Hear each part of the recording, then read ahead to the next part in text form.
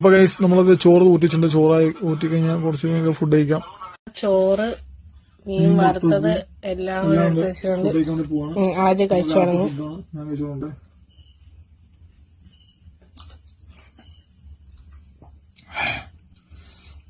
കറി അടിപൊളിയായിട്ടുണ്ട്. നമ്മൾ രാവിലെ വെച്ച കറിയാണ് ഇപ്പോഴാണ് കഴിക്കുന്നത്. വെച്ച് വെച്ചിട്ട് കുറച്ച് കഴിഞ്ഞ് മീൻ കഴിക്കുന്ന ടേസ്റ്റ് അത് തേങ്ങ അതെ ടേസ്റ്റ് ഉണ്ട്. അപ്പൊ ഉപ്പും പുളിയൊക്കെ പിടിക്കുമോ? ടേസ്റ്റ് അല്ലേ? അപ്പൊ പിന്നെ അന്ന ഹന്നൂസിന് സ്പെഷ്യൽ ഹായ് ഉണ്ട്. ഹായ് അന്ന ഹന്നൂസ്.